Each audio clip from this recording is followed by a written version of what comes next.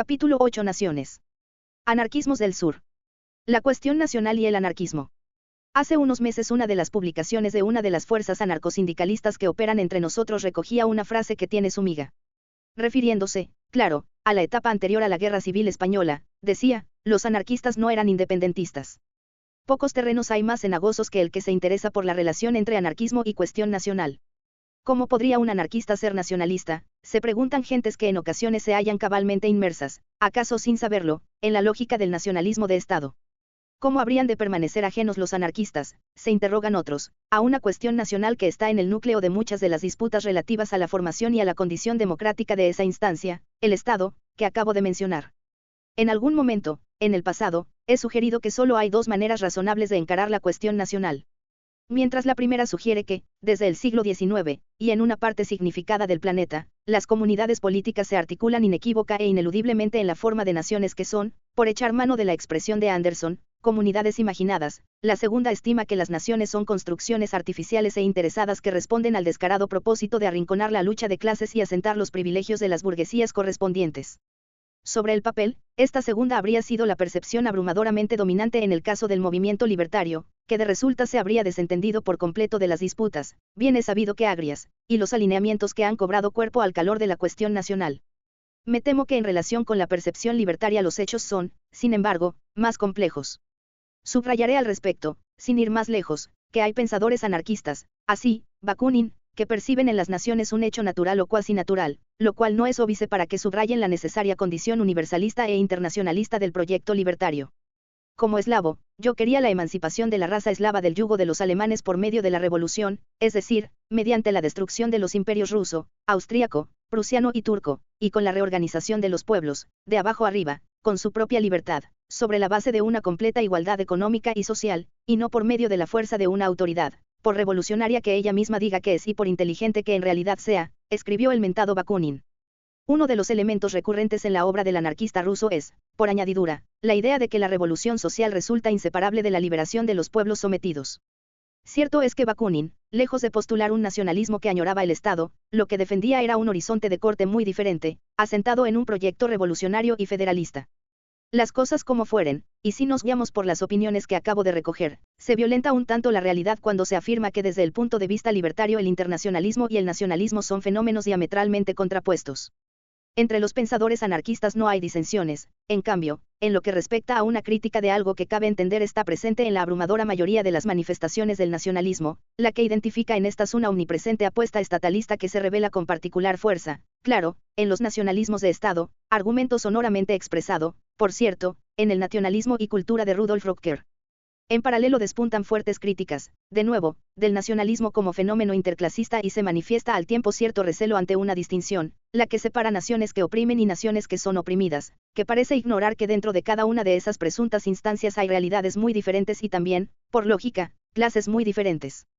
Aunque en el pensamiento libertario no es común que se olvide el ascendiente de los nacionalismos de Estado, esos nacionalismos silenciosos que pareciera no existen, admitiré que los problemas no han faltado al respecto. Recordaré que en el mundo libertario catalán de antes de 1989 fueron frecuentes las disputas con muchos trabajadores inmigrantes que parecían no aceptar en modo alguno la cultura y la lengua del país al que habían llegado. Entre nosotros, y por otra parte, el movimiento libertario ha acatado con demasiada frecuencia, sin mayor voluntad de discutirlas, fórmulas de organización que calcaban en buena medida la trama institucional administrativa del Estado. Huellas palpables de ellos son las que aportan la Confederación Nacional del Trabajo o los diferentes comités regionales. Y no era en absoluto evidente, dicho sea de paso, que la defensa de un proyecto ibérico resolviese el embolado. Al fin y al cabo la fórmula en cuestión acarreaba el acatamiento de una instancia configurada por dos estados, a menudo impregnada, por cierto, de ribetes imperiales. Claro es que, en sentido contrario al argumento que ahora me ocupa, de siempre ha sido sencillo apreciar una relación muy estrecha entre el movimiento libertario catalán y la reivindicación nacional correspondiente. Una relación más fuerte, bien es cierto, en el caso del anarcosindicalismo, y en especial en el de los sectores más sindicalistas de este, fenómeno bien ilustrado en el libro de Temps que he citado varias veces.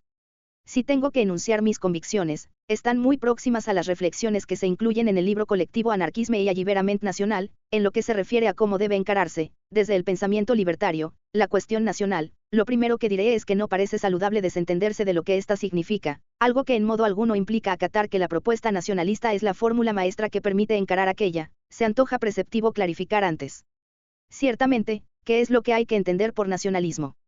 La segunda recomendación sugiere que, a la hora de ocuparse de estas cosas, es obligado prestar atención a la trama, y a las acciones, de los nacionalismos de Estado, toda vez que de lo contrario es muy fácil que cobren cuerpo dramáticas distorsiones de realidades complejas.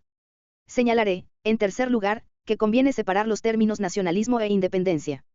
La reivindicación de esta última no tiene por qué traducirse en la reivindicación paralela de la configuración de un Estado y de un ejército propios. La independencia debería surgir de la acumulación de las independencias previas que proceden de abajo, la individual, la comunal, la comarcal, toda vez que lo vital es, cabe suponer, liberarse de las opresiones. Eso es lo que, por lógica, significa independizarse.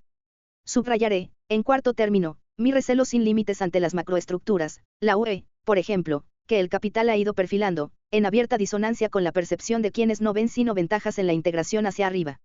Y agregaré, para terminar, que sean cuales sean los desafueros que rodean al principio de libre determinación, y al derecho correspondiente, uno y otro son preferibles a su negación, a menos, claro, que nos declaremos orgullosamente hostiles a la causa de la democracia y defendamos a carta cabal los estados realmente existentes.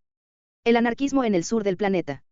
Obligado estoy a perfilar unas notas sobre una discusión que, poco frecuente, tiene, sin embargo, su relieve, pese a sus pretensiones emancipadoras. ¿No será el anarquismo una más de las manifestaciones de una percepción que, visiblemente eurocéntrica, reproduce a la perfección la trama ilustrada y es incapaz de saltar las fronteras o, en su defecto, y cuando lo hace, traslada códigos y formas de hacer que son privativos del lugar geográfico del que procede? Sería absurdo negar pertinencia a la pregunta, como lo sería asumir sin más que una respuesta negativa resuelve la cuestión. Que esos espasmos eurocéntricos y, en último término, coloniales han podido manifestarse en algún momento parece fuera de discusión. Aún así, lo suyo es formular tres réplicas. La primera subraya la permanente apuesta del anarquismo por la contestación de colonizaciones e imperialismos, como lo ha desvelado entre otros Benedict Anderson. El discurso anticolonial ha tenido de siempre una presencia consistente en el pensamiento libertario. Admitiré, aún así, que una cosa es la relación del anarquismo con la contestación colonial y otra el despliegue material del propio anarquismo en los países afectados, durante y después de la colonización. Creo, con todo, que estaríamos cerrando los ojos a la realidad, y aquí va la segunda réplica, si olvidásemos que en modo alguno han faltado los movimientos de cariz estrictamente anarquista en muchos de los países del sur del planeta. Bastará con que mencione los nombres de China, donde hubo en el pasado un significativo movimiento anarquista, de Palestina o la India, dos escenarios en los que la presencia libertaria sigue haciéndose valer hoy en día, o, cómo no, de América Latina, donde la huella de las migraciones española, portuguesa e italiana tuvo y tiene por resultado una notable presencia de organizaciones libertarias. Formulo una tercera, y última, réplica que no se emplaza en un orden de hechos distinto por el que ya me he interesado, el que recuerda la existencia obvia de prácticas libertarias. Utilizaré aquí, porque es claramente más apropiado, este adjetivo, en muchas de las comunidades humanas de los países del sur. No se trata, obviamente, de imitaciones miméticas de lo reivindicado por los anarquistas del norte. Hablo, antes bien, de comunidades que resuman un estilo de vida libertario, y que contestan la lógica de la colonización y los valores occidentales. Tal es el caso de las vinculadas, por ejemplo, con el comunalismo africano o con muchos pueblos indígenas en América Latina. Estoy pensando en comunidades humanas que, dicho sea de paso, no siempre se ajustan a determinado estereotipo forjado al calor de una propuesta, la anarcoprimitivista, que en algunos casos, y pese a las apariencias, no sería sino la expresión de percepciones ancladas en el norte opulento y sus reglas del juego. Salta a la vista, en fin, que la condición de estas comunidades nada le debe a los preconceptos ilustrados que han inspirado al anarquismo clásico, tanto más cuanto que aquellas con frecuencia responden, por cierto, a perspectivas de clase más bien difusas. Esa condición obliga a certificar, de cualquier modo, que en muchos momentos los movimientos estrictamente anarquistas radicados en los países del sur, empeñados en reproducir un canon ideológico que llegaba del norte del planeta, han seguido caminos diferentes que los marcados por las prácticas vitalmente libertarias de buena parte de los habitantes autóctonos de esos países.